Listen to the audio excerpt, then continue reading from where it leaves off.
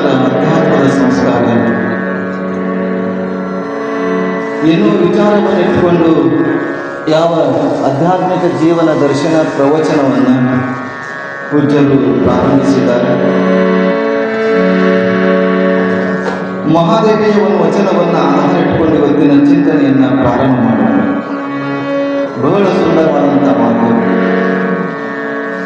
ಮಹಾದೇವಿ ಹೇಳ್ತಾಳೆ, ಭಕ್ತಿಯ ಪ್ರಧಾನವಾಗಿರುವಂಥ ಒಂದು ವಚನ ಏನಿದೆ ಅಂತ ಕೇಳಿದರೆ, ಭಗವಂತ ಒಲಿಬೇಕಾಗಿತ್ತಂದ್ರೆ, ಅವನ ಆಶೀರ್ವಾದ ಪಡಿಬೇಕಾಗಿತ್ತಂದ್ರೆ ಭಕ್ತಿಯ ಮೂಲ ಕಾರಣ. ಅದಕ್ಕೆ ಬಸವಾದಿ ಶರಣರು ಕೂಡ ನಾದ ಪ್ರಿಯ ಶಿವನೆಂಬುವರು, ನಾದ ಪ್ರಿಯ ಶಿವನೆಂಬುವರು, ನಾದ ಪ್ರಿಯ ಶಿವನಲ್ಲವಯ್ಯ, ವೇದ ಪ್ರಿಯ ಶಿವನೆಂಬುವರು, ವೇದ ಪ್ರಿಯ ಶಿವನಲ್ಲವಯ್ಯ, ನಾದ ಪ್ರಿಯ ಶಿವನಲ್ಲ, ವೇದ ಪ್ರಿಯ ಶಿವನಲ್ಲ, ಭಕ್ತಿ ಪ್ರಿಯ ನಮ್ಮ, ಭಕ್ತಿ ಪ್ರಿಯ ನಮ್ಮ ಕೂಡಲ ಸಂಗಮದಯ್ಯ, ಭಕ್ತಿ ಪ್ರಿಯ ನಮ್ಮ. ಬಹಳ ಸುಂದರವಾದ ಬಸವಣ್ಣನವರು ಹೇಳ್ತಾ ಬರ್ತಾರೆ, ನಾದ ಪ್ರಿಯ ಶಿವನೆಂಬುವರು ನಾದ ಪ್ರಿಯ ಶಿವನಲ್ಲ, ವೇದ ಪ್ರಿಯ ಶಿವನೆಂಬುವರು ವೇದ ಪ್ರಿಯನಲ್ಲ. ನಾದವ ಮಾಡಿದ ರಾವಣಂಗೆ ಅರೆ ಆಯುಷ್ಯವಾಯಿತು, ವೇದವ ಓದಿದ ಬ್ರಹ್ಮನ ಶಿರವು ಹೋಯಿತು.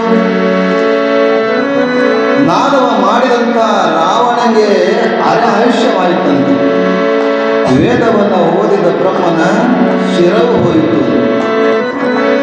ನಾದವ ಮಾಡಿದ ರಾವಣಗೆ ಅರೆ ಆಯುಷ್ಯವಾಯಿತು, ವೇದ ಓದಿದ ಬ್ರಹ್ಮನಿಗೆ ಬ್ರಹ್ಮನ ಶಿರವು ಹೋಯಿತು. ನಾದ ಪ್ರಿಯನೂ ಅಲ್ಲ, ವೇದ ಪ್ರಿಯನೂ ಅಲ್ಲ, ಭಕ್ತಿ ಪ್ರಿಯ ನಮ್ಮ, ಭಕ್ತಿ ಪ್ರಿಯ ನಮ್ಮ ಕೂಡಲ ಸಂಗಮ ದೇವ. ಎಷ್ಟು ಸುಂದರವಾಗಿ ಭಕ್ತಿಯನ್ನು ಕುರಿತು ಹೇಳ್ತಾ ಬರ್ತಾರೆ. ಭಕ್ತಿಯನ್ನು ಮೊದಲೇ ಮಾಡಬಾರದು, ಅದು ಕರಗಸದಂತ ಹೋಗುತ್ತಾ ಕೊಯ್ಯುವುದು, ಬರುತ್ತಾ ಕೊಯ್ಯುವುದು, ಭಕ್ತಿ ಎಂಬುದು ಮಾಡಬಾರದು ಹೇಳ್ತಾರೆ. ಕರಗಸದಂತ ಹೋಗುತ್ತಾ ಕೊಯ್ತದೆ, ಬರುತ್ತಾ ಕೊಯ್ತಾ ಇರ್ತದೆ, ಭಕ್ತಿಯನ್ನು ಮಾಡಬಾರದು. ಭಕ್ತಿ ಅಂದರೆ ನಾದ ಪ್ರಿಯನೂ ಅಲ್ಲ, ವೇದ ಪ್ರಿಯನೂ ಅಲ್ಲ, ಅದು ಭಕ್ತಿ ಪ್ರಿಯ ಕೂಡಲ ಸಂಗಮ ದೇವ ಅಂತ ಹೇಳ್ತಾರೆ ಬಸವಣ್ಣ. ಅಂತ ಭಕ್ತಿಯನ್ನು ಮಾಡುವಾಗೋಸ್ಕರ ವೈರಾಗ್ಯನಿಧಿ ಅಕ್ಕ ಮಹಾದೇವಿಯು ರಾಜ್ಯ ವೈಭೋಗವನ್ನು ತ್ಯಾಗ ಮಾಡಿ ಉಡುಗಣಿ ಎನ್ನುವ ಗ್ರಾಮದಿಂದ ಕಲ್ಯಾಣಕ್ಕೆ ಬರ್ತಾಳೆ. ಬಸವಾದಿ ಶರಣರ ಕಾಲದಲ್ಲಿ ಕಲ್ಯಾಣದಲ್ಲಿ ಕನ್ಯಾಕುಮಾರಿಯಿಂದ ಕಾಶ್ಮೀರದವರೆಗೆ ಅನೇಕ ಶರಣರು, ಸಂತರು, ಶಿವಯೋಗಿಗಳು ಬಂದು ಕಲ್ಯಾಣದಲ್ಲಿ ಕಾಯಕವನ್ನು ಮಾಡುತ್ತಾರೆ. ಕಾಯಕದ ಜೊತೆಗೆ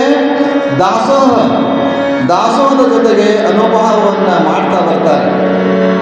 ಕಾಯಕ, ಅನುಭವ, ದಾಸೋಹವನ್ನು ತ್ರಿವಿಧವಾಗಿ ಮಾಡ್ಕೊಂಡು ಬರ್ತಾಯಿರಬೇಕಾದ್ರೆ ಕಲ್ಯಾಣದ ಅನುಭವ ಮಂಟಪಕ್ಕೆ ತಾನೂ ಒಬ್ಬಳಾಗಿರಬೇಕನ್ನುವಂಥ ವಿಚಾರವಾಗಿಟ್ಟುಕೊಂಡು ಉಡುತಡಿಯ ಗ್ರಾಮವನ್ನು ಬಿಟ್ಟು ಮೊದಲು ಉಡುಗಣಿ ಗ್ರಾಮವನ್ನು ತಾಯಿ ರಾಜ್ಯ ವೈಭೋಗವನ್ನು ತ್ಯಾಗ ಮಾಡಿ ಕೌಶಿಕ ಮಹಾರಾಜನ ಮದುವೆ ಆಗುವ ಸಂದರ್ಭದಲ್ಲಿ 3 ಷರತ್ತುಗಳನ್ನು ಹೇಳಿರ್ತಾಳೆ. ಯಾವ 3 ಷರತ್ತು ನಿಮಗೆಲ್ಲ ಗೊತ್ತಿರುವ ಹಾಗೆ,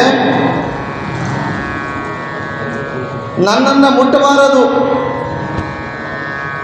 ವಿಚಾರ ಮಾಡಿ ನೀವೆಲ್ಲ ಹೆಣ್ಮಕ್ಳೆಲ್ಲ.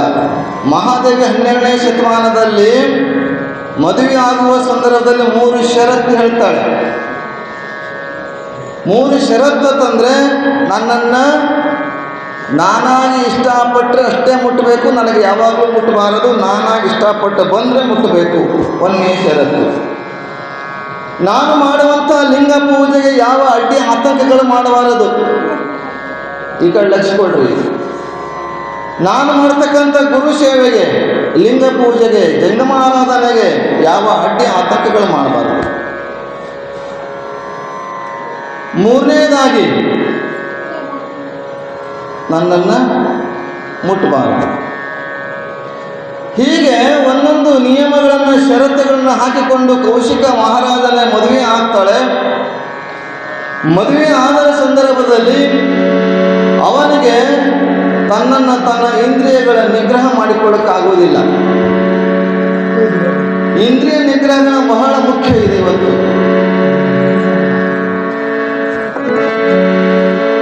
ಎಮ್ಮೆಗೊಂದು ಚಿಂತೆ ಸಮಗಾರಗೊಂದು ಚಿಂತೆ, ಬಹಳ ಚೆನ್ನಾಗಿ ಮಹಾದೇವಿ ತಮ್ಮ ವಚನದಲ್ಲಿ ಹೇಳ್ತಾ ಬರ್ತಾರೆ. ಎಮ್ಮೆಗೊಂದು ಚಿಂತೆ ಸಮಗಾರಗೊಂದು ಚಿಂತೆ, ಕರ್ಮಿಗೊಂದು ಚಿಂತೆ ಧರ್ಮಿಗೊಂದು ಚಿಂತೆ, ಧರ್ಮಿಗೊಂದು ಚಿಂತೆ ಕರ್ಮಿಗೊಂದು ಚಿಂತೆ, ಎನಗೆ ನನ್ನ ಚನ್ನ ಮಲ್ಲಿಕಾರ್ಜುನ ದೇವ, ಎನಗೆ ನನ್ನ ಚನ್ನ ಮಲ್ಲಿಕಾರ್ಜುನ ದೇವ, ಒಲಿವನೋ ಒಲಿಯನೋ ಎಂಬ ಚಿಂತೆ. ಎಷ್ಟು ಚೆನ್ನಾಗಿ ಹೇಳ್ತಾಳಂತಂದ್ರೆ, ಕೌಶಿಕ ಮಹಾರಾಜನ ತನ್ನ ಕಾಮ ವಿಕಾರವನ್ನು ತನ್ನಲ್ಲಿ ಹಿಡಿತದಲ್ಲಿ ಇಟ್ಟುಕೊಳ್ಳದೆ ಆಕೆಯ ರೂಪ ಲಾವಣ್ಯವನ್ನು ಯೌವನವನ್ನು ಕಂಡು ಮುಟ್ಟಕ್ಕೆ ಹೋಗ್ತಾನೆ. ಮುಟ್ಟಕ್ಕೆ ಹೋಗಿರುವ ಸಂದರ್ಭದಲ್ಲಿ ಎನಗೆ ನನ್ನ ಚನ್ನಮಲ್ಲಿಕಾರ್ಜುನ ದೇವ ಭಗವಂತ ಒಲಿತಾನೋ ಇಲ್ಲೋ ಅಂತ ಚಿಂತೆ ಮಾಡ್ತಾ ಇದ್ದಾನೆ. ಎಮ್ಮೆಗೊಂದು ಚಿಂತೆ, ಸಮಗಾರಗೊಂದು ಚಿಂತೆ, ಧರ್ಮಿಗೊಂದು ಚಿಂತೆ, ಕರ್ಮಿಗೊಂದು ಚಿಂತೆ. ಎನಗೆ ದೇವ ಛೀ ಸೆರಗು ಬಿಡು ಮರಳೆ, ಛೀ ಹೋಗು ಸೆರಗು ಬಿಡು ಮರಳೆ, ಎನ್ನ ದೇವ ಚನ್ನಮಲ್ಲಿಕಾರ್ಜುನ ದೇವ ಒಲಿವನೋ ಒಲಿಯನೋ ಎಂಬ ಚಿಂತೆ. ಮಹಾದೇವಿ ಹೇಳ್ತಾಳೆ, ನಮ್ಮಲ್ಲಿ ಎಮ್ಮೆ ಇದೆ, ಎಮ್ಮೆಯೇ ಬಲಿಷ್ಠವಾಗಿರ್ತಕ್ಕಂಥ ಎಮ್ಮೆ ಯಾವಾಗ ಸಾಯ್ತದ, ಯಾವಾಗ ಅದ್ರ ಚರ್ಮ ತಗೊಂಡು ನಾ ಚಪ್ಪಲಿ ಹೊಲಿಸ್ಬೇಕಂತ ಸಮಗಾರ ಚಿಂತೆ ಮಾಡಿದ್ರೆ, ಆದರೆ ಎಮ್ಮೆ ಏನು ಚಿಂತೆ ಮಾಡ್ತಂತ ಕೇಳಿದ್ರೆ, ನಾನೆಲ್ಲ ಹುಲ್ಲು ಕಟ್ಟಿ ಕಸ ಕಟ್ಟಿಗಳನ್ನು ತಿಂದು ನನ್ನ ಯಜಮಾನರಿಗೆ ತುಂಬ ಚೆನ್ನಾಗಿ ಹಾಲು ಕೊಡಬೇಕಂತ ಎಮ್ಮೆ ಚಿಂತೆ ಮಾಡ್ತದೆ. ಈ ಚಿಂತೆಯನ್ನು ಇಟ್ಕೊಂಡು ವಿಚಾರದಲ್ಲಿ ಹೇಳ್ತಾಳೆ ಇಲ್ಲಿ, ಅಲ್ಲಿ ಧರ್ಮಿಗೊಂದು ಚಿಂತೆ, ನಾನು ಧರ್ಮದ ಪಾಲನೆ ಮಾಡ್ತಕ್ಕಂಥ ಧರ್ಮದ ಸಂಸ್ಕಾರವಿರ್ತಕ್ಕಂಥವು ನಾನು, ನನಗೆ ನನ್ನ ದೇವ ಚನ್ನಮಲ್ಲಿಕಾರ್ಜುನ ದೇವನ ಚಿಂತೆ ಇದೆ. ನೀನು ಕರ್ಮಿ, ನನ್ನ ಸೆರಗು ಬಿಡು ಬರಳೆ, ಹುಚ್ಚ ಕೋಡಿ ಇದನ್ನ ಸೆರಗು ಬಿಡು. ನನಗೆ ನನ್ನ ದೇವ ಚನ್ನಮಲ್ಲಿಕಾರ್ಜುನ ಒಲಿವಲೋ ಎನ್ನುವ ಚಿಂತೆ. ಅದಕ್ಕೆ ಈ ಚಿಂತೆಯಲ್ಲಿ ಅಂಬಿಗರ ಚೌಡಯ್ಯನವರು ಹೇಳಿದ್ದಾರೆ, ಬಡತನಕ್ಕೆ ಉಮ್ಮುವ ಚಿಂತೆ, ಉಣದಾದರ ಇಡುವ ಚಿಂತೆ, ಬಡತನಕ್ಕೆ ಉಮ್ಮುವ ಚಿಂತೆ, ಇಡದಾದರ ಹೆಂಡರ ಚಿಂತೆ, ಹೆಂಡರಾದರೆ ಮಕ್ಕಳ ಚಿಂತೆ, ಮಕ್ಕಳಾದರೆ ಬದುಕಿನ ಚಿಂತೆ, ಬದುಕಾದರೆ ಕೇಡಿನ ಚಿಂತೆ. ಇಂತಿ ಹಲವು ಚಿಂತೆಗಳಲ್ಲಿದ್ದವರನ್ನು ಕಂಡೆನು, ಶಿವ ಚಿಂತೆಯಲ್ಲಿದ್ದವರನ್ನು, ಶಿವ ಚಿಂತೆಯಲ್ಲಿದ್ದವರನ್ನು, ಒಬ್ಬರನ್ನು ಕಾಣೆಯೆಂದಾತ, ಒಬ್ಬರನ್ನು ಕಾಣೆಯೆಂದಾತ ನಮ್ಮ ಅಂಬಿಗರ ಚೌಡಯ್ಯ, ಅಂಬಿಗರ ಚೌಡಯ್ಯ. ಇಲ್ಲಿ ಹೇಳ್ತಾ ಬರ್ತಾರೆ, ಅಂಬಿಗರ ಚೌಡಯ್ಯನವರು ಹೇಳ್ತಾರೆ, ಎಲ್ಲರಿಗೂ ಒಂದೊಂದು ರೀತಿಯ ಚಿಂತೆಗಳಿರ್ತವೆ. ಭಗವಂತನ ಚಿಂತೆಯನ್ನು ಮಾಡುವಂಥವ್ರು ಎಲ್ಲೋ ವಿರಳ ಇದ್ದಾರೆ. ಎಲ್ಲೋ ತಮ್ಮ ಇಂಥ ಬೆಡಗೇರಿ ಗ್ರಾಮದಂಥ ತಾಯಿ ಬನಶಂಕರಿಯ ಭಕ್ತಿ ಮಾಡುವಂಥವ್ರು ಎಲ್ಲೋ ಕೆಲವು ವಿರಳ ಇದ್ದಾರೆ. ಅಂಥ ಚಿಂತೆಯನ್ನು ಮಾಡುವಂಥವ್ರು ಸಾಕಷ್ಟಿದ್ದಾರೆ. ನನಗೆ ಭಗವಂತ ಒಲಿಯುವುದಿಲ್ಲವೋ ಎನ್ನುವ ಚಿಂತೆ ಆಕೆಯಲ್ಲಿ ಕಾಡ್ತಾ ಇತ್ತು. ರಾಜವೈಭೋಗವನ್ನು ಬಿಟ್ಟು ತ್ಯಾಗ ಮಾಡಿ ಕಲ್ಯಾಣಕ್ಕೆ ಬರಬೇಕಾದ್ರೆ ಬಸವಾದಿ ಶರಣರ ಕಾಲದಲ್ಲಿ ಅವರ ಸಂಘವನ್ನು ಮಾಡಿ ಅವರ ಚಿಂತನೆಯನ್ನು ಕೇಳೋದ್ರ ಮುಖಾಂತರ ತಾನ ಆತ್ಮ ಸಂತೋಷವನ್ನು, ತನ್ನ ಆನಂದವನ್ನು ಪಡಿಬೇಕು, ತನ್ನ ಮನುಷ್ಯ ಜನ್ಮದ ಗುರಿಯನ್ನು ಸಾಧಿಸಬೇಕನ್ನುವಂಥ ವಿಚಾರ ಇಟ್ಟುಕೊಂಡು ಕಲ್ಯಾಣದತ್ತ ಬರ್ತಾಳೆ. ಯಾವ ಕೌಶಿಕ ಮಹಾರಾಜ ಮುಟ್ಟಿರತಕ್ಕಂಥ ಬಟ್ಟೆಯನ್ನು ತ್ಯಾಗ ಮಾಡ್ತಾಳೆ. ತ್ಯಾಗ ಮಾಡಿ ಹೇಳ್ತಾಳೆ, ಹೊರಗೆ ಬರ್ತಾಳೆ, ಅರಮನೆ ಬಿಟ್ಟು ಹೊರಗೆ ಬಂದು ನೋಡ್ತಾಳೆ, ದಿಗಂಬರಿಯಾಗಿ ನಿಂತಿದ್ದಾಳೆ. ತನ್ನ ಮಾನವನ್ನು ತನ್ನ ಕೇಶದ ರಾಶಿಯಿಂದ ಮರೆಮಾಚಿದ್ದಾಳೆ. ಜಡೆಗಳನ್ನು ಬಿಟ್ಟು ಶರೀರವನ್ನು ಮುಚ್ಚಿದ್ದಾಳೆ. ಮಗಳೇ ಇದೇನು ಮಗಳೇ ತಡಿ, ಉಡು ಬಟ್ಟೆ ಉಡು ತಡಿ ಅಂತ ಹೇಳಿದಾಗ, ಆಗ ಊರಿನವರು, ಗೆಳತಿಯರು, ಸಂಬಂಧಿಕರು, ಬಂಧುಗಳೆಲ್ಲ ಉಡು ತಡಿ ಮಗಳೇ ಬಟ್ಟೆ ಉಡು ಅಂತಂದಾಗ ಆ ಗ್ರಾಮಕ್ಕೆ ಉಡುಗಣಿ ಎನ್ನುವ ಗ್ರಾಮ ಹೋಗಿ ಉಡುತಡಿ ಅನ್ನುವಂತ ಕರಿತಾ ಬರ್ತಾರೆ. ಅಂತ ಮಹಾದೇವಿಯ ಒಂದು ವಿಚಾರವನ್ನು ನಾವು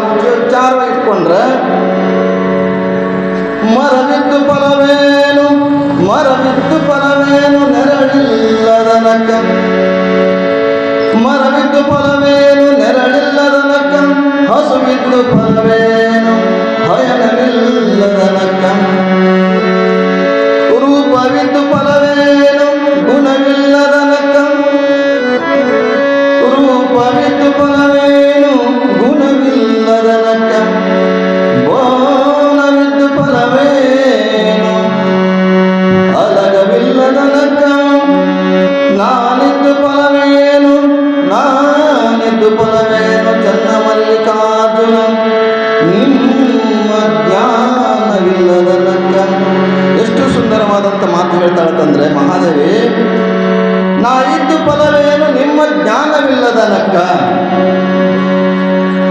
ಇಲ್ಲಿ ನಾನು ನೀನು ಅನ್ನುವಂಥ ವಿಚಾರ ಇಟ್ಕೊಂಡು ಮಹಾದೇವಿ ಲೌಕಿಕ ಕಣ್ಣಿಗೆ ಕಾಣ್ತಕ್ಕಂಥ ವಸ್ತುಗಳನ್ನು ಆಧಾರವಾಗಿಟ್ಕೊಂಡು ಚಿಂತನೆಯನ್ನ ಮಾಡ್ತಾ ಇರ್ತಾಳೆ. ಮರವಿದ್ದು ಫಲವೇನು ನೆರಳಿಲ್ಲದನಕ್ಕ. ನಮ್ಮ ಮನೆಯ ಮುಂದೆ ಒಂದು ದೊಡ್ಡದಾಗಿರ್ತಕ್ಕಂಥ ಮರ ಇದೆ. ನಮ್ಮ ತಾತ ಅಜ್ಜ ಬೆಳೆಸಿರುವಂಥ ಮರ. ಆ ಮರ ಇದೆ, ಮರದ ದೊಡ್ಡದಾದಂಥ ಮರ ಇದೆ. ಅದು ಒಂದು ದಿವಸ ಹೂವು ಇಲ್ಲ, ಕಾಯಿಲ್ಲ, ಹಣ್ಣಿಲ್ಲ, ಮೈ ತುಂಬ ಮುಳ್ಳದವ. ಏನು ಮಾಡ್ಬೇಕು ಅದನ್ನು? ಮೈ ತುಂಬವಾಗಿರ್ತಕ್ಕಂಥ ಮುಳ್ಳನ್ನು ತಗೊಂಡು ಒಂದು ಕಾಯಿ ಕೊಟ್ಟಿಲ್ಲ, ಹಣ್ಣು ಕೊಟ್ಟಿಲ್ಲ, ಯಾವುದೂ ಕೊಡುವುದಿಲ್ಲ ಅಂತ ಮರ ತಗೊಂಡು ಏನು ಮಾಡ್ತೀವಿ ಅಂತಂದ್ರೆ ಅದನ್ನು ಏನು ಮಾಡ್ತೀವಿ? ಉಪಯೋಗ ಇಲ್ಲದ ಮರ ಮಾತ್ರ ಕತ್ತರಿಸಿ ಹಾಕ್ತೇವೆ.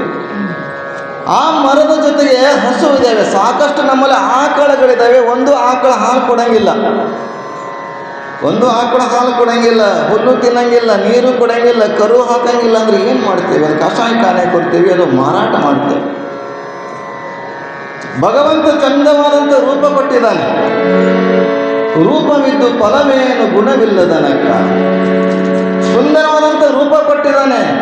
ಆ ರೂಪಕ್ಕೆ ತಕ್ಕಂತೆ ಗುಣ ಇಲ್ಲಂದ್ರೆ ಏನು ಪ್ರಯೋಜನ? ನಾರಿಗೆ ಗುಣವೇ ಶೃಂಗಾರ, ಗಗನಕ್ಕೆ ಚಂದ್ರಮನೆ ಶೃಂಗಾರ.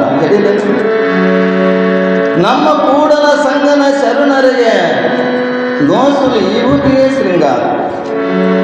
ಸಂಗನ ಶರಣರಿಗೆ, ಭಗವಂತನ ಭಕ್ತರಿಗೆ ಹಣೆಯ ತುಂಬ ವಿಭೂತಿ, ಕರುಳ ತುಂಬ ರುದ್ರಾಕ್ಷಿ, ಲಿಂಗ, ಗುರು, ಅಷ್ಟಾವರಣ, ಷಟಸ್ಥಲ, ಪಂಚಾಚಾರಗಳನ್ನು ಆಚರಿಸುವ ಮೂಲಕ ಭಕ್ತ ಮಹೇಶ ಪ್ರಸಾದಿ ಪ್ರಾಣಲಿಂಗ ಶರಣ ಐಕ್ಯ ಸ್ಥಳವನ್ನು ಮುಟ್ಟಬೇಕಾಗಿದೆ ನಾವೆಲ್ಲ.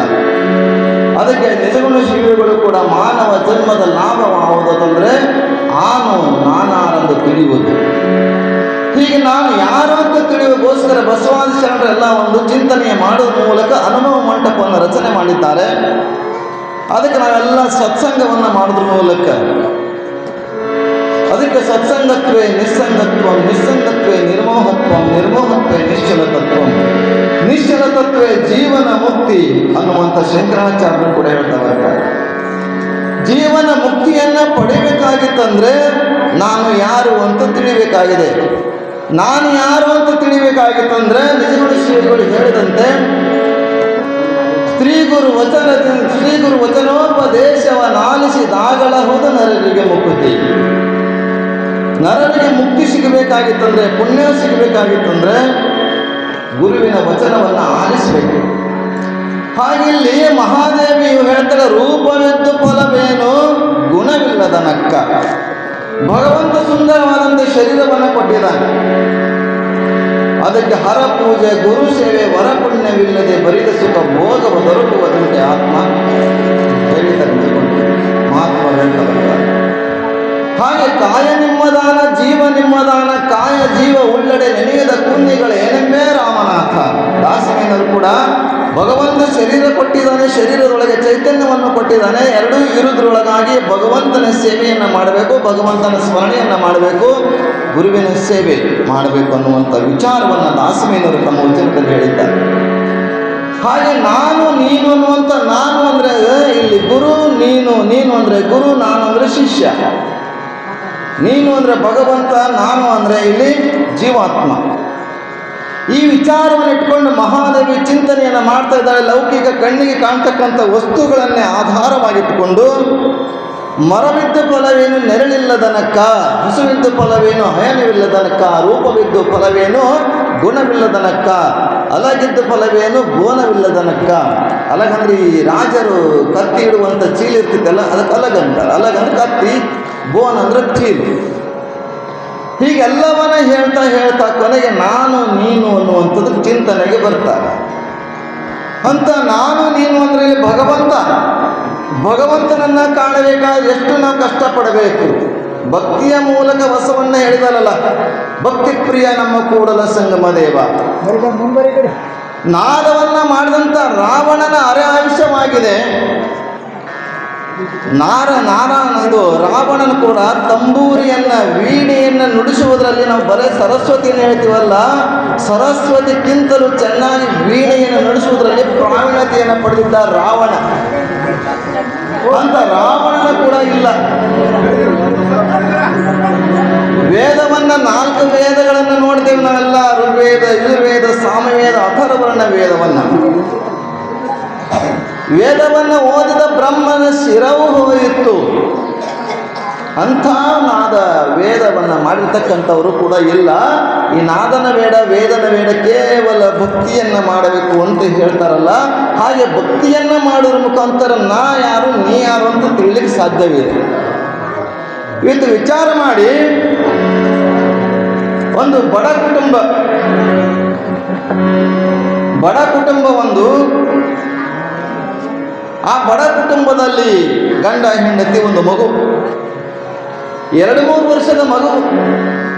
ಗಂಡ ಹೆಂಡತಿ ಬಡತನ ಕುಟುಂಬ.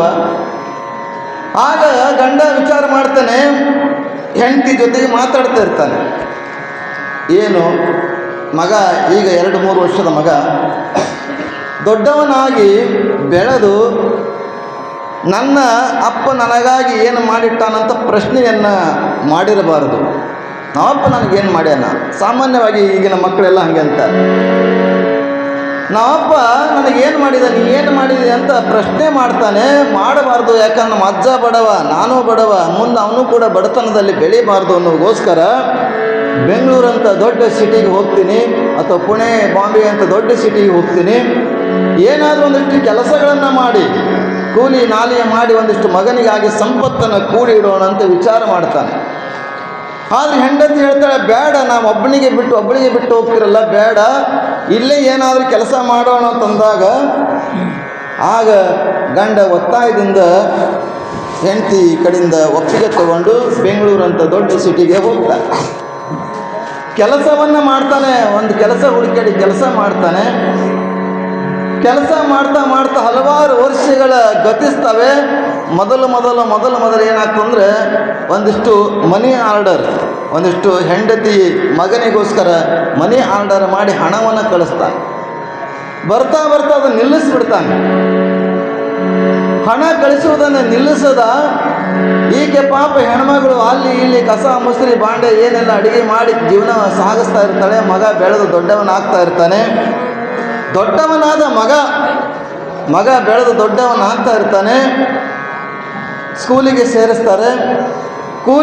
ಶಾಲೆಗೆ ಸೇರಿಸಿದಾಗ ಶಾಲೆ ಕಲಿತಕ್ಕಂಥ ಮಗ ಒಂದು ದಿವಸ ಶಾಲೆಯಲ್ಲಿ ಮಾಸ್ಟರ್ ಹೇಳ್ತಾರೆ, ನೋಡಿ ಮಕ್ಕಳೇ, ನಾಳೆ ಬರುವಂಥ ಸೋಮವಾರ ದಿವಸ ಪಾಲಕರ ಸಭೆಯನ್ನಿಟ್ಟಿದ್ದೇವೆ. ನಾಳೆ ಬರುವ ಸೋಮವಾರ ದಿವಸ ಪಾಲಕರ ಸಭೆ ಇದೆ. ನೀವು ಸ್ಕೂಲಿಗೆ ಬರುವಾಗ ನಿಮ್ಮ ತಂದೆ ತಾಯಿನ ಕರ್ಕೊಂಡು ಬರಬೇಕು. ಆಗ ಮಗ ಶಾಲೆಯಿಂದ ಬಂದು ತಾಯಿನ ಕೇಳ್ತಾನೆ. 2-3 ವರ್ಷದ ಮಗ ತಾನು ತಂದೆ ಬಿಟ್ಟು ಹೋಗಿದ್ದ. ತಂದೆ ಅಂದರೆ ಗೊತ್ತಿರಲಿಲ್ಲ. ಆಗ ತಾಯಿ ಹತ್ತಿರ ಬಂದು ಆ ಮಗ ಕೇಳ್ತಾನೆ, ಅಪ್ಪಯ್ಯವ, ತಂದೆ ಅಂದರೆ ಯಾರು? ತಂದೆ ಎಲ್ಲಿದ್ದಾರೆ, ಹೇಗಿದ್ದಾರೆ? ನಾಳೆ ಸೋಮವಾರ ದಿವಸ ಗುರುಗಳು ಹೇಳಿದ್ದಾರೆ, ಶಾಲೆಯಲ್ಲಿ ಮೇಷ್ಟ್ರು ಹೇಳಿದ್ದಾರೆ, ನಿಮ್ಮ ತಾಯಿಯನ್ನು ಕರ್ಕೊಂಡು ಬರ್ಲಿಕ್ಕೆ ಹೇಳಿದ್ದಾರೆ. ತಾಯಿ ಅಂದ್ರಷ್ಟೇ ಗೊತ್ತಿದೆ, ತಂದೆ ಅಂದರೆ ಯಾರು ಅಂತ ಗೊತ್ತಿಲ್ಲ. ಅದಕ್ಕೆ ತಂದೆ ಎಲ್ಲಿದ್ದಾರೆ, ಹೇಗಿದ್ದಾರೆ ಅಂತ ಕೇಳಿದಾಗ ತಾಯಿ ಅಂತಾಳೆ, ಇಲ್ಲ ಮಗ, ನಾವು ಬಡವರಿದ್ದೇವೆ. ನೀನು ಮುಂದೆ ಬೆಳೆದು ದೊಡ್ಡವನಾಗಿ ಪ್ರಶ್ನೆ ಮಾಡಬಾರದು. ನಾವಪ್ಪ ನನಗೇನು ಮಾಡಿದಾನಂತ ಪ್ರಶ್ನೆ ಮಾಡಬಾರ್ದು. ಆ ಪ್ರಶ್ನೆ ಮಾಡಬಾರ್ದು ಅನ್ನೋಗೋಸ್ಕರ ದೊಡ್ಡ ಸಿಟಿಗೆ, ಬೆಂಗಳೂರು ಅಂತ ದೊಡ್ಡ ಸಿಟಿಗೆ ದುಡ್ಲಿಕ್ಕೆ ಹೋಗಿದ್ದಾನೆ, ಕೆಲಸ ಮಾಡ್ಲಿಕ್ಕೆ ಹೋಗಿದ್ದಾನೆ. ಅದಕ್ಕೆ ಬರ್ತಾ ಬರ್ತಾ 2-3 ವರ್ಷ ಪ್ರಾರಂಭದಲ್ಲಿ ಏನು ಮಾಡಿದಾನಂದ್ರೆ ಒಂದಿಷ್ಟು ಮನಿ ಆರ್ಡರ್ ಮಾಡಿ ಕಳಿಸ್ದ. ಆದರೆ ಅದಾನೋ ಇಲ್ಲೋ ಗೊತ್ತಿಲ್ಲ ಮಗ ಅಂತ ತಾಯಿ ಹೇಳ್ತಾಳೆ. ತಾಯಿ ಹೇಳಿದಾಗ ಮಗ ಅಂತಾನೆ, ದೊಡ್ಡ ಸಿಟಿ ಹೋಗಿದ್ದಾನೆ, ನನ್ನ ತಂದೆಯನ್ನು ನಾನು ಹೇಗಾದರೂ ಹುಡುಗಿ ಕರ್ಕೊಂಡು ಬರಬೇಕು, ತಂದೆಯನ್ನು ನಾನು ಹುಡ್ಕೊಂಡು ತರ್ತೀನಿ ಅಂತ ವಿಚಾರ ಮಾಡ್ತಾನೆ. 7-8 ವರ್ಷದ ಹುಡುಗ.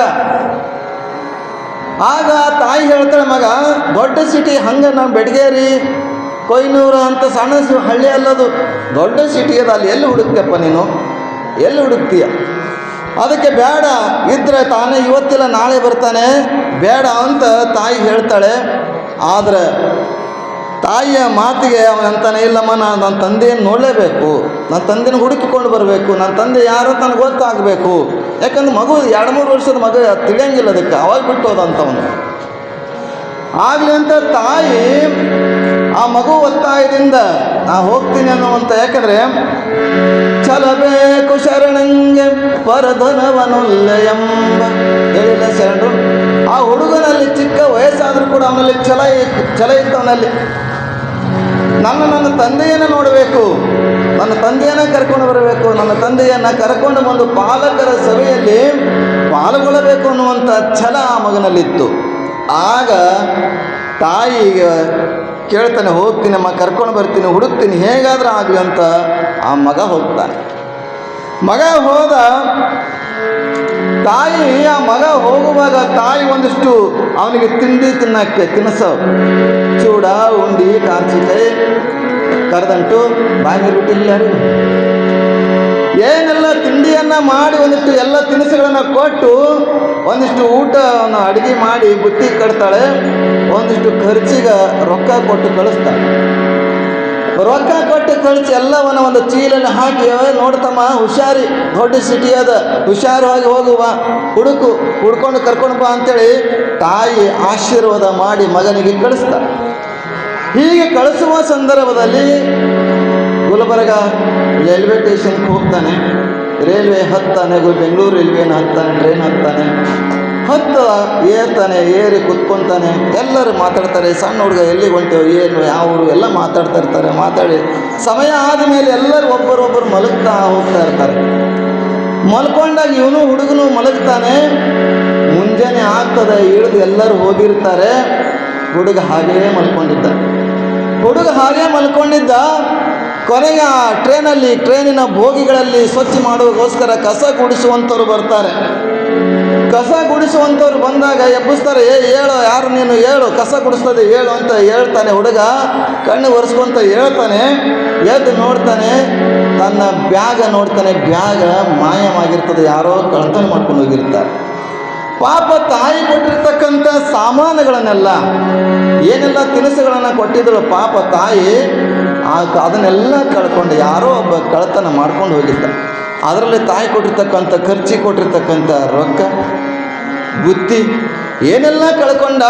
ಅಳಕ್ಕೆ ಪ್ರಾರಂಭ ಮಾಡ್ತಾನೆ. ಅಳ್ತಾನೆ. ಆದ್ರೆ ಆ ಅಳುವನ್ನು ತಡೆ ಹಿಡಿದು ತಾನು ಬಂದಿರುವಂಥ ಉದ್ದೇಶವನ್ನು ನೆನಪಿಸ್ಕೊಳ್ತಾನೆ. ಉದ್ದೇಶ ಏನು? ನಾನು ತಂದೆಯನ್ನು ಹುಡುಕಬೇಕು. ಇವತ್ತು ನಾವೆಲ್ಲ ವಿಚಾರ ಮಾಡಿ ಈ ಭೂಮಿಗೆ ನಾವು ಯಾಕೆ ಬಂದೀವಂತ ನಾವು ಕೂಡ ವಿಚಾರ ಮಾಡಬೇಕು. ನಾವು ಯಾಕೆ ಬಂದೇವೆ ನಾವು ಈ ಭೂಮಿಗೆ? ದಾಸರನ್ನು ಹೇಳ್ತಾರೆ, ಇಳೆ ನಿಮ್ಮ ದಾನ, ಬೆಳೆ ನಿಮ್ಮ ದಾನದ ಜೊತೆಗೆ ಕಾಯ ನಿಮ್ಮ ದಾನ, ಜೀವ ನಿಮ್ಮ ದಾನ, ಕಾಯ ಜೀವ ಉಳ್ಳಡೆ ನೆನೆಯದ ಕುನ್ನಿಗಳೇನೆಂಬೆ ರಾಮನ.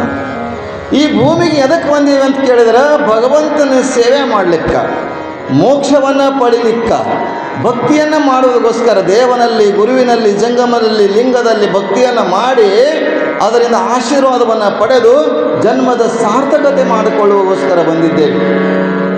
ಅಂತಹ ಜನ್ಮಕ್ಕೆ ಬಂದಿವತ್ತಂದರೆ ನಾವು ಕೂಡ ಆ ಹುಡುಗ ವಿಚಾರ ಮಾಡ್ತಾನೆ, ನಾನು ಯಾಕೆ ಬಂದೀನಿ ಅಂತ ಕೇಳಿದ್ರೆ, ನನ್ನ ತಂದೆಯನ್ನು ಹುಡ್ಕೊಂಡು ಹೋಗ್ಲಿಕ್ಕೆ ಬಂದಿದ್ದೇನೆ. ನೆನಪಿಸ್ಕೊಂಡು ಅಲ್ಲೇ ಸ್ಟೇಷನ್ದಲ್ಲಿ ಕೈಕಾಲ ಮುಖ ತೊಳ್ಕೊತಾನೆ ಹುಡುಗ. ಕೈಕಾಲ ಮುಖ ತೊಳ್ಕೊಂಡು ಹುಡುಕಕ್ಕೆ ಪ್ರಾರಂಭ ಮಾಡ್ತಾನೆ. ಆಗಲ್ಲಿ ಈಗಲ್ಲಿ ಹುಡುಕ್ತಾ ಇಡೀ ಬೆಂಗಳೂರೆಲ್ಲ ಹುಡುಕ್ತಾ ಹೋಗ್ತಾನೆ.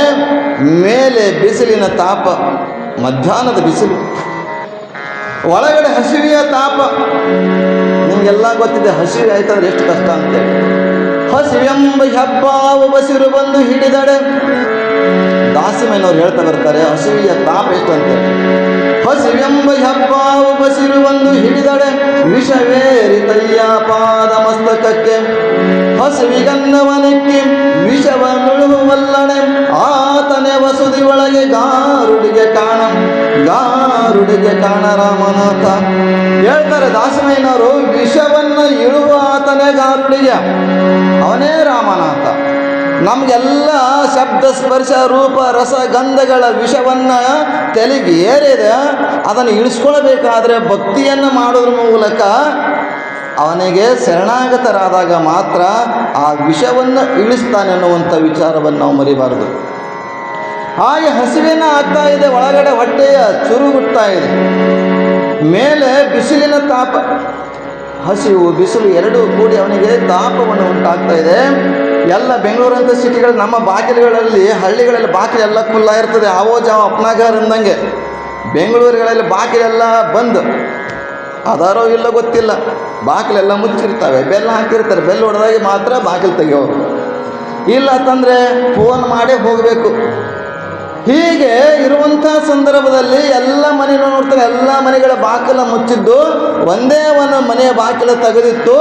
ಆಗ ಹುಡುಗಂತಾನೆ, ಈ ಮನೆಗೆ ಹೋದರೆ ನನಗೆ ಹೊಟ್ಟೆ ತುಂಬೋದು. ಆಗ ಆ ಹುಡುಗಂತಾನೆ, ಯಪ್ಪ ಒಳಗೆ ಯಾರಿದ್ದೀರಿ ಅಂತ ಕೇಳ್ತಾನೆ. ಯಾರು ಇಲ್ಲ, ಒಳಗಿನ ಶಬ್ದ ಬರಲಿಲ್ಲ. ನನಗೊಂದಿಷ್ಟು ಹಸಿವೆ ಆಗಿದೆ, ನನಗಿಷ್ಟು ಹಟ್ಟಿ ಹಸ್ತಾ ಇದೆ, ಒಂದು ಅರ್ಧ ರೊಟ್ಟಿ ಕೊಡ್ರಿ, ಪುಣ್ಯ ಬರ್ತೈತಿ, ನನ್ನ ಭಾಗ್ಯದ ನನ್ನ ಪಾಲಿನ ದೇವರು ನೀವು ಇವತ್ತು ನನಗೆ ಅರ್ಧ ರೊಟ್ಟಿ ಕೊಟ್ರು ಅಂತ ಕಳಕಳಿಯಿಂದ ಹುಡುಗ ಭಿಕ್ಷೆ ಕೇಳ್ತದೆ. ಯಾಕಂದ್ರೆ ತಾಯಿ ಕೊಟ್ಟಿರ್ತಕ್ಕಂಥ ಎಲ್ಲವನ್ನ ಕಳ್ಕೊಂಡು ಬಿಟ್ಟಿದ್ದ, ಹಸಿವೆ ಅಂತ ಆಗಿದೆ. ಆಗ ಬೇಡ್ಕೊಂಡು ಒಳಗಿಂದ ಶಬ್ದ ಬರ್ತದೆ, ನಿನ್ನಂಥವ್ರು ನೂರಾರು ಜನರು ದಿನನಿತ್ಯ ಬರ್ತಾರೆ, ಯಾರಿಗಂತ ಭಿಕ್ಷೆ ಹಾಕಬೇಕು, ದುಡ್ಡು ತಿನ್ನಾಗ ನನಗೇನು ಬ್ಯಾನ್ ಆಗೈತಿ ಅನ್ನಲ್ಲಿ ನೀವು ಅಂತೀರ, ನೀವು ಅಲ್ಬಿಡ್ರಿ ನಮ್ಮ ಕಡೆ ಅಂತ. ದುಡ್ಡು ತಿನ್ನಕ್ಕೆ ಏನಾಗೈತಿ, ನಿನ್ನಂಥವ್ರು ನೂರಾರು ಜನರು ಭಿಕ್ಷಕ್ಕೆ ಬರ್ತಾರೆ. ಅದಕ್ಕೆ ಹೇಳಿದ್ದಾರೆ ಇಲ್ಲಿ, ಹರಿವ ಹಾವು ಕಲ್ಲು ನಾಗರ ಕಂಡರೆ ಹಾಲನ್ನೆರಿ ಎಂಬುವರು, ದಿಟದ ನಾಗರ ಕಂಡರೆ ಕೊಲ್ಲು ಎಂಬುವರು, ಕುಂಭ ಜಂಗಮ ಬಂದರೆ ನಡೆ ಎಂಬರು, ಉಣ್ಣದ ಲಿಂಗಕ್ಕೆ ಬೋನವ ಹಿಡಿ ಎಂಬುವರು. ಹೇಳಿಲ್ಲ ಬಸವಣ್ಣವರು. ಹೀಗೆ ಉಣ್ಣದ ಲಿಂಗಕ್ಕೆ ಬೋನ ಹಿಡಿತೇವೆ. ಭಿಕ್ಷಕ ಬಂದಿದ್ದಾನೆ ಒಂದು ಹುಡುಗ ಯಪ್ಪ ಹಸಿವೆ ಆಗೈತಿ, ಮನೆಯೊಳಗೆ ಯಾರಿದ್ದೀರಿ, ಒಂದು ತುತ್ತು ಅನ್ನ ಕೊಡಿ ಅಂತ ಕೇಳಿದಾಗ ಒಳಗಿನ ಶಬ್ದ, ನಿನ್ನಂಥವ್ರು ನೂರಾರು ಜನರು ಬರ್ತಾರೆ, ಯಾರಿಗಂತ ಅನ್ನ ಹಾಕಬೇಕು, ಮುಂದಕ್ಕೆ ಹೋಗು ಅಂತ ಕಳಿಸ್ತೇವೆ. ಆದ್ರೆ ಹುಡುಗ ಕೇಳಲ್ಲ, ಮುಂದೆ ಹೋಗೋದ್ರೆ ಗೊತ್ತಿಲ್ಲ, ಎಲ್ಲ ಮನೆ ಬಾಗಿಲುಗಳು ಮುಚ್ಚಾವ, ಮುಂದೆ ಹೋದ್ರೆ ಹೊಟ್ಟೆ ತುಂಬಲ್ಲ, ಯಾರೋ ಅನ್ನ ಹಾಕಲ್ಲ, ಯಾರೋ ರೊಟ್ಟಿ ಕೊಡಲ್ಲ ಅಂತ ಗೊತ್ತದ. ಅದಕ್ಕೆ ತೆಗೆದ ಬಾಗಿಲು ಇದೆ, ಅದ ಬಾಗಿಲು ತೆಗೆದಿದ್ದು ಒಂದೇ. ಹೀಗೆಲ್ಲವನ್ನ ನೋಡಿ ಕೊನೆಗಂತಾನೆ ಅವನು ಒಳಗಿನ ಒಬ್ಬ ವ್ಯಕ್ತಿ ಬಂದಂತಾನೆ, ಯಾಕೆ ಹೇಳಿದ್ರೆ ಕೇಳಿಸ್ತೈತಿಲ್ಲ, ಬಡಿತೀನಿ ಅಂತ ಒಂದು ಕಪಾಳ ಕೊಡಿತಾನೆ, ನೂಗಿಸ್ಕೊಡ್ತಾನೆ. ನಿನ್ನಂಥವ್ರು ನೂರಾರು ಬರ್ತಾರೆ, ತುಂಬ ಜನ ಬರ್ತಾರೆ, ಯಾರಿಗೆ ಅಂತಕೊಂಡು ಮುಂದೆ ಹೋಗಂತಾಗ ನೂಗಿಸ್ತಾನೆ, ಬೈತಾನೆ. ಆದರೂ ಹುಡುಗ ಮತ್ತೆ ಬೀಳ್ತದೆ, ಮತ್ತೆ ಹೇಳ್ತದೆ. ಹೀಗೆ 8 ಸಲ ಆದರೂ ಕೂಡ ಹುಡುಗ ಮುಂದಕ್ಕೆ ಹೋಗಲ್ಲ. ಅವನು ಹಠ ಬಿಡಂಗಿಲ್ಲ, ಇಲ್ಲೇ ತಗೋಬೇಕು ಅಂತ ಕೇಳಕ್ಕೆ ಪ್ರಾರಂಭ ಮಾಡ್ತಾನೆ. ಕೇಳಿದ ಕೊನೆಗೆ ಪಾಪ ಮನುಷ್ಯನ ಅಂತಃಕರಣ ಕರಗ್ತದೆ.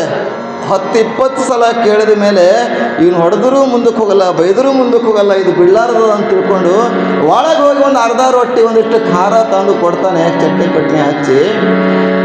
ಆಗ ಆ ಹುಡುಗ ರೊಟ್ಟಿ ಚಟ್ನಿಯನ್ನು ತಿಂತಾ ಇರ್ತದೆ, ಗಬ ತಿನ್ನಬೇಕಾದ್ರೆ ಕಣ್ಣ ನೀರು ಹೋಗ್ತವೆ. ಈ ವ್ಯಕ್ತಿ ಅಂತಾನೆ, ನಿನ್ನ ಹೆಸರೇನು, ಯಾವ ಊರು ನೀನು, ನಿಮ್ಮಪ್ಪ ಯಾರು, ನಿಮ್ಮವ್ವ ಯಾರು ಅಂತ ಹಿಂಗೆ ಕೇಳ್ತಿರ್ತಾನೆ. ಹುಡುಗ ರೊಟ್ಟಿ ತಿಂತ ಮಾತಾಡ್ತಿರ್ತಾನೆ, ಹೆಸರು ಇದು, ನನ್ನ ಊರು ಇಂಥದ್ದು, ನನ್ನ ಅವ್ವ ಇಂಥವಳು, ಹಿಂಗೆ ಹೇಳ್ಬೇಕಾದ್ರೆ ಆ ಹುಡುಗ ಏನು ಹೇಳ್ತಾ ಇರ್ತದಲ್ಲ, ಈ ಹುಡುಗ ಈ ವ್ಯಕ್ತಿ ಹೋಗಿ ಆ ಮಗನನ್ನು ಅಪ್ಪಿಕೊಂಡು ಅಳಕ ಪ್ರಾರಂಭ ಮಾಡ್ತಾನೆ. ಯಾರು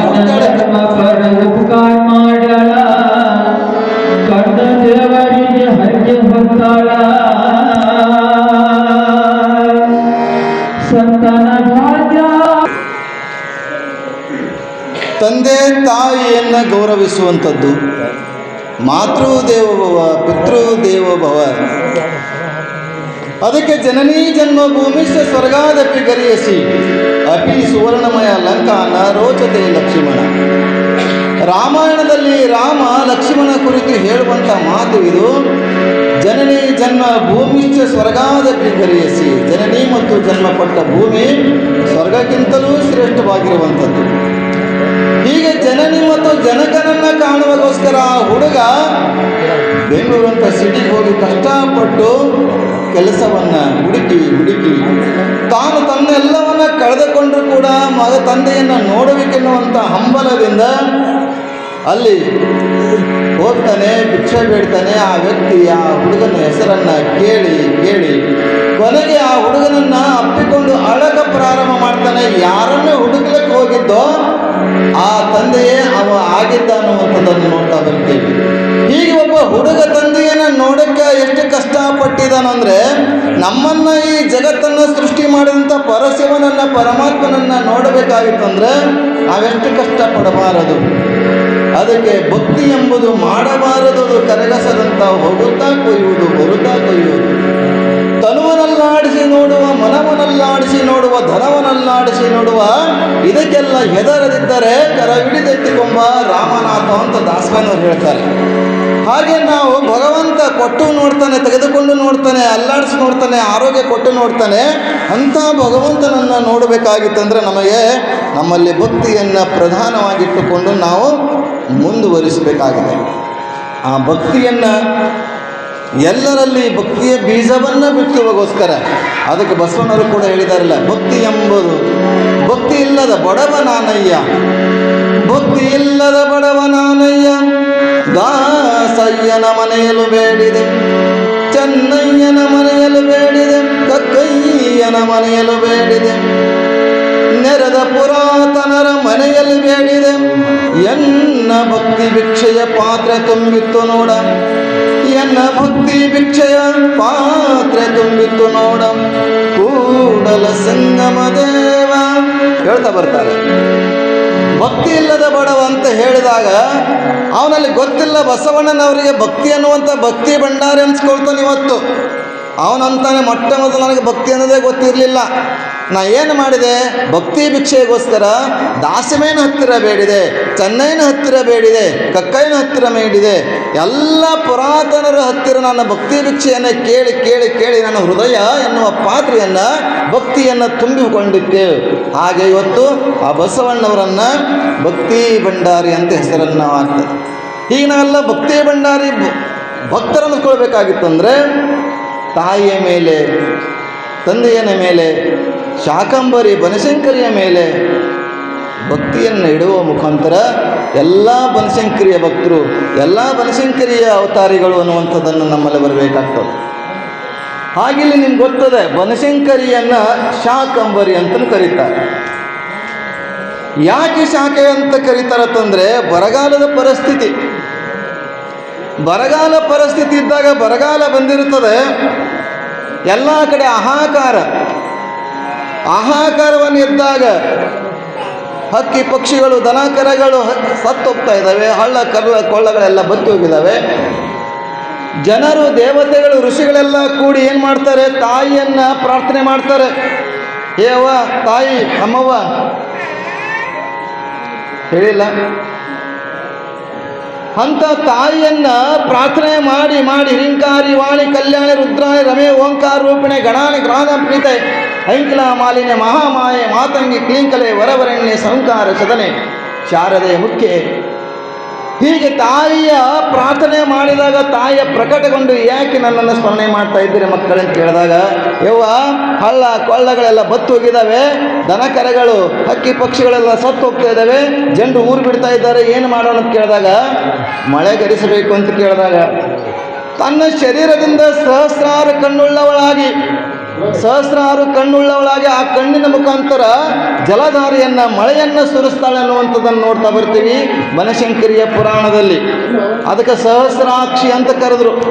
ಮೈ ತುಂಬ ಕಣ್ಣುಳ್ಳವಳಾಗಿದ್ದರಿಂದ ಸಹಸ್ರಾಕ್ಷಿ ಅಂತ ಕರೀತಾರೆ. ಅಂಥ ಕಣ್ಣಿನ ಮುಖಾಂತರ, ಸಹಸ್ರಾರು ಕಣ್ಣಿನಗಳ ಮುಖಾಂತರ ಭೂಮಿಯನ್ನು ಹಚ್ಚ ಹಸರನ್ನಾಗಿ ಮಾಡ್ತಾಳೆ. ಆ ತಾಯಿ ಬೆಳೆದಿರ್ತಕ್ಕಂಥ ಆ ಶಾಖೆಗಳನ್ನು, ತರಕಾರಿಗಳನ್ನು ತರಕಾರಿಗಳನ್ನು ಆಕೆ ಬೆಳೆಸಿದ್ದಕ್ಕಾಗಿ ಆಕೆಗೆ ಅಲಂಕಾರ ಮಾಡೋದ್ರ ಮುಖಾಂತರ ಕಾಯಿಪಲ್ಯಗಳನ್ನು ಅಲಂಕಾರ ಮಾಡ್ತಾರೆ, ನೀವೆಲ್ಲ ನೋಡಿದ್ದೀರಿ. ಆ ಕಾಯಿಪಲ್ಯಗಳ ಮುಖಾಂತರ ಅಲಂಕಾರ ಮಾಡಿದ್ದಕ್ಕಾಗಿ ಶಾಖೆಗಳನ್ನು ಅಲಂಕಾರ ಮಾಡಿದ್ದಕ್ಕಾಗಿ ಆಕೆಗೆ ಶಾಕಾಂಬರಿ ಅಂತ ಕರೀತಾರೆ. ಆ ಶಾಖೆಗಳನ್ನು ತರಕಾರಿಗಳನ್ನು ಮರು ದಿವಸ ಪಲ್ಯಗಳನ್ನು ಮಾಡಿ 108 ಪಲ್ಯ ಪ್ರಸಾದವನ್ನು ಮಾಡುವಂಥ ಸಂಪ್ರದಾಯವನ್ನು ಬದಾಮಿಯಲ್ಲಾಗಲಿ ಎಲ್ಲೆಲ್ಲಿ ತಾಯಿ ವಾಸವಾಗಿದ್ದಳಲ್ಲಿ ಅದನ್ನು ನಾವು ಆಚರಿಸಿಕೊಂಡು ಬರ್ತಕ್ಕಂಥ ಸಂಪ್ರದಾಯ ನಮ್ಮದಾಗಿದೆ. ಅಂಥ ತಾಯಿಯ ಶಕ್ತಿ ಅಪಾರವಾಗಿರ್ತಕ್ಕಂಥದ್ದು. ಇವತ್ತು ಒಬ್ಬ ಪ್ರವಾಸ ಮಾಡಿಕೊಂಡು ಬರ್ತಾ ಇದ್ದ. ಪ್ರವಾಸ ಮಾಡ್ಕೊಂಡು ಬರುವ ಸಂದರ್ಭದಲ್ಲಿ ಏನಾಗ್ತಂತ ಕೇಳಿದರೆ ಅವನಿಗೆ ಒಂದಿಷ್ಟು ನಡ್ಕೊಂಡು ಬರ್ತಾ ಇದ್ದ, ಸುಸ್ತಾಗಿತ್ತು. ಒಂದು ಗಿಡ ಕಾಣ್ತದೆ, ಗಿಡದ ಕೆಳಗೆ ಒಂದಿಷ್ಟು ವಿಶ್ರಾಂತಿ ಮಾಡಿ ಹೋಗೋಣ ಅಂತ ಗಿಡದ ಕೆಳಗೆ ಕುತ್ಕೊತಾನೆ. ಕುತ್ಕೊಂಡ ತಕ್ಷಣ ಅವನಿಗೆ ಏನಾಗ್ತದೆ, ನಿದ್ರೆ ಬರ್ತದೆ. ತಣ್ಣಗೆ ಗಿಡ ನಿದ್ರೆ ಬರ್ತದೆ. ನಿದ್ರೆ ಬಂದು ಮಲಗ್ತಾನೆ. ಮಲಗಿ 1 ತಾಸು 2 ತಾಸು ಆದಮೇಲೆ ಹೇಳ್ತಾನೆ. ಎದ್ದ ಮೇಲೆ ಅವನಿಗೆ ಹಸಿವೆ ಆಗ್ತದೆ. ಹಸಿವೆ ಆದ ಕೂಡಲೇ ಅಂತಾನೆ, ಏನು ಮಾಡೋಣ, ಹಸಿವೆ ಆಗೈತಿ, ಇಲ್ಲಿ ಸುತ್ತಮುತ್ತ ಇಲ್ಲ, ಯಾರು ಇಲ್ಲ, ಏನಾದರೂ ಏನು ತಂದು ಕೊಟ್ಟರೆ ಚಲೋ ಆಗ್ತು ಅಂತ ವಿಚಾರ ಮಾಡ್ತಾನೆ, ಸಂಕಲ್ಪ ಮಾಡ್ತಾನೆ. ಹಸಿವೆ ಆಗೈತಿ ಅಂತ ಅನ್ನೋಷ್ಟರಲ್ಲಿ ಅಲ್ಲಿ ಏನಾಗ್ತದೆ, ತಟ್ಟೆಯಲ್ಲಿ ಪ್ಲೇಟ್ನಲ್ಲಿ ಎಲ್ಲ ಎಡೆ ತಯಾರಾಗ್ತದೆ, ಪಂಚಪಕ್ವಾನ್ನ ತಯಾರಾಗ್ತದೆ. ಪಂಚಪಕ್ವಾನ್ನ ತಯಾರಾಯಿತು. ಆಶ್ಚರ್ಯ ಆಗ್ತದೆ, ಏನು ನಾ ಕೇಳಿದೆ ಅಂದುಕೊಳ್ಳೆ ಬಂತಲ್ಲ ಅಂತ ಅದನ್ನು ಪ್ರಸಾದ ಮಾಡ್ತಾನೆ, ಊಟ ಮಾಡ್ತಾನೆ. ಊಟ ಮಾಡಿಕೊಳ್ಳಿ ಇನ್ನೊಂದಿಷ್ಟು ಮಲಗಬೇಕಂತಾನೆ. ಹಾಗೆ ಮೊದಲು ಬಂದು ನಾವು ಮಲ್ಕೊಂಡಾಗ ಏನಾಗಿತ್ತು ಅಂತಂದರೆ ನೆಲ ಮೇಲೆ ಮಲ್ಕೊಂಡಿದ್ದ. ಈ ಒಳ್ಳೆ ಊಟ ಆಗಿದೆ, ಭರ್ಜರಿ ಊಟ ಆಗಿದೆ, ಒಂದಿಷ್ಟು ಬೆಡ್ ಹಾಸಿಗಿದ್ರೆ ಚಂದ ಅಂತ ವಿಚಾರ ಮಾಡ್ತಾನೆ. ಹಾಸಿಗೆನೂ ಬಂತ್ರಿ, ಹಾಸಿಗೆ ತಯಾರಾಗಿ ಬಂತು. ಆನಂದ ಆಗ್ತದೆ. ಹಾಸಿಗೆಯನ್ನು ಕೂಡ್ತಾನೆ, ನೋಡ್ತಾನೆ, ಮಲಗ್ತಾನೆ. ಇದ್ರ ಜೊತೆಗೆ ಒಂದು ಹೆಣ್ಮಗಳು ಇದ್ರೆ ಚಂದ ಇರ್ತತಿ ಅಂತ. ಹೀಗೆ ಹೆಣ್ಮಗಳನ್ನು ಬಂದೋಳ್ರಿ, ಮದುವೆ ಆಯಿತು, ಮನೆಯೇ ಆಯಿತು, ಏನೆಲ್ಲ ಮಾಡ್ತಾಯಿದ್ದಾನೆ. ಆ ಗಿಡದ ಕೆಳಗೆ ನಿಂತ್ಕೊಂಡು ಸಂಕಲ್ಪ ಮಾಡ್ತಾಯಿದ್ದಾನೆ. ಸಂಕಲ್ಪ ಮಾಡೋದ್ರ ಮುಖಾಂತರ ಸಂಸಾರ ನಡೀತ್ರಿ. 4 ಮಕ್ಕಳು ಆದು ಮನೆ ಕಟ್ಟದ ಮಾಡಿ ಮೇಲೆ ನಿಂತ್ಕೊಂಡ ಒಂದು ದಿವಸ ವಿಚಾರ ಮಾಡ್ತಾನೆ, ಇಂಥ ಬಟ್ಟ ಬಯಲಲ್ಲಿ ನನ್ನ ಒಂದೇ ಮನೆ ಇದೆ, ಇಲ್ಲಿ ಯಾವುದಾದ್ರೂ ಕ್ರೂರ ಪ್ರಾಣಿಗಳು ಬಂದು ನನಗೆ ನನ್ನ ಹೆಂಡತಿಗೆ ಮಕ್ಕಳಿಗೆ ತಿಂದ್ರೆ ಹೆಂಗ ಅಂತ ವಿಚಾರ ಮಾಡ್ತಾನೆ. ಅಷ್ಟರಲ್ಲಿ ಕ್ರೂರ ಪ್ರಾಣಿ ಬಂದು ತಿಂದು ಬಿಡ್ತವ್ರು. ಅವನು ಮರ್ತಿದ್ದ. ಅವನು ಎಲ್ಲಿ ಯಾಕೆ ಈ ಥರ ಆಯ್ತಂತ ಕೇಳಿದ್ರೆ, ಅವನು ಆ ಮರ ಇದೆಯಲ್ಲ, ಮರ ಕಲ್ಪವೃಕ್ಷ ಮರ, ಮರದ ಕೆಳಗೆ ಕುತ್ಕೊಂಡು ಮರದ ಕೆಳಗೆ ನಿಂತ್ಕೊಂಡು ಸಂಕಲ್ಪ ಮಾಡ್ತಾ ಇದ್ದ. ಕಲ್ಪವೃಕ್ಷ ಅಂದರೆ ಬೇಡಿದ್ದನ್ನು ಕೊಡುವಂಥ ಶಕ್ತಿ ಆ ಮರದಲ್ಲಿತ್ತು. ಹಾಗೆ ಇವತ್ತು ತಾಯಿ ಅಂದರೆ ಕಲ್ಪವೃಕ್ಷ ಕಾಮಧೇನು ಇದ್ದ ಹಾಗೆ ಆ ತಾಯಿಯ ಸನ್ನಿಧಿಯಲ್ಲಿ ನಾವು ಕುತ್ಕೊಂಡು ಅಥವಾ ಇದ್ದು ಆಕೆಯನ್ನು ಎದುರುಗಡೆ ಎತ್ಕೊಂಡು ಸಂಕಲ್ಪಗಳು ಮಾಡಿರಿ. ನಾನು ಇಂಥದ್ದಾಗಬೇಕು, ನನ್ನ ಮಗನಿಗೆ ಕೆಲಸ ಆಗಬೇಕು, ನನ್ನ ಮಕ್ಕಳು ಒಳ್ಳೆಯ ವಿದ್ಯಾವಂತರಾಗಬೇಕು, ನನ್ನ ಮಕ್ಕಳು ಅಲ್ಲ ಇದು ಒಂದು ಒಳ್ಳೆಯ ಉನ್ನತ ಸ್ಥಾನದಲ್ಲಿರಬೇಕು ಅನ್ನುವಂಥ ಒಂದು ಸಂಕಲ್ಪ ಮಾಡಿದ್ದಾದರೆ ಎಲ್ಲರಿಗೂ ಕೊಡುವಂಥ ಶಕ್ತಿ ಕಲ್ಪವೃಕ್ಷ ಕಾಮಧೇನು ಆಗಿರ್ತಕ್ಕಂಥ ತಾಯಿ ಬನಶಂಕರಿ ನಮ್ಮ ಎದುರಿದ್ದಾಳೆ. ಅವಳ ಆಶೀರ್ವಾದ ತಮಗೆಲ್ಲ ಆಗಲಿ ಅನ್ನುವಂಥ ಈ ಸಂದರ್ಭದಲ್ಲಿ ಹಾರೈಸಿ